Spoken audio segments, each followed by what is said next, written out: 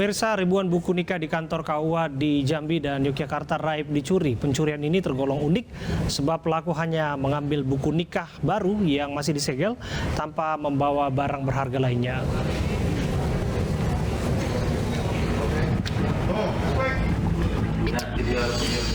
Setidaknya 1.500 pasang buku nikah baru yang masih tersegel rapi di kantor Kementerian Agama Kabupaten Bungo, Jambi raib dicuri.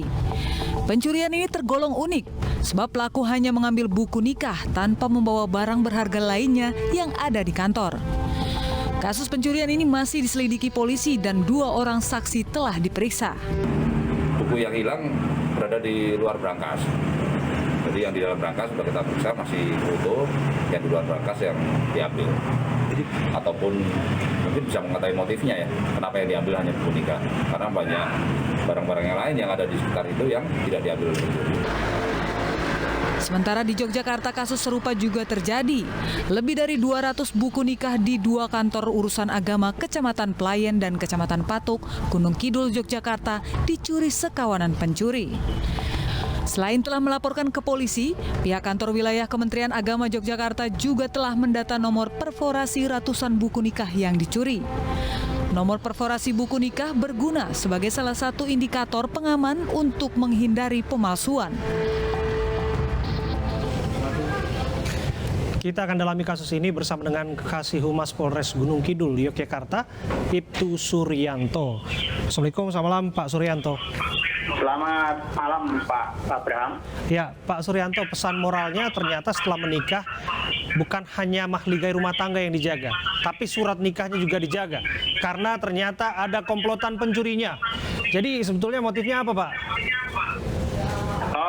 Motif pencurian ini adalah untuk mengambil surat nikah yang akan digunakan para pelaku untuk melakukan pernikahan kontrak atau nikah siri.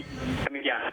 Oke, komplotan ini menyebarluaskan hasil curiannya ini ke wilayah mana saja, Pak? Kawin kontrak di wilayah mana saja?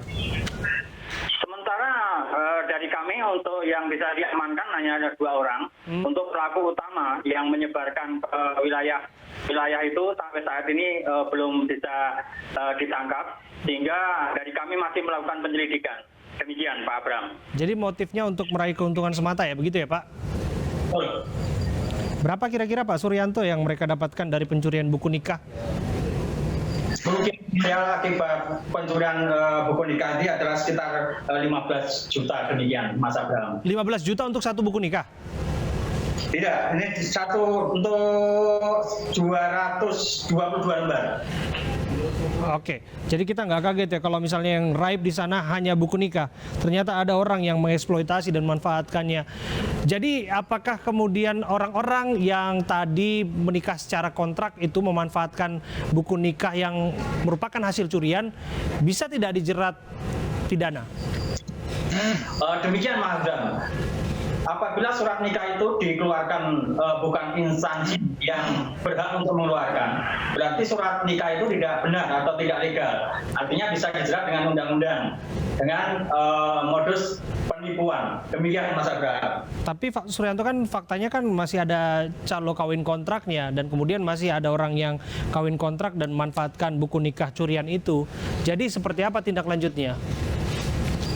Tindak lanjutnya dari kami adalah melakukan koordinasi dan penyelidikan dan memberikan himbauan kepada warga masyarakat yang akan melakukan pernikahan. Dimohon untuk hati-hati, untuk dicek kebenarannya, surat nikahnya dan sebagainya melalui prosedur yang benar sesuai dengan aturan undang-undang yang berlaku. Demikian Mas Abram. Bagaimana komplotan ini bekerja secara modus, Pak?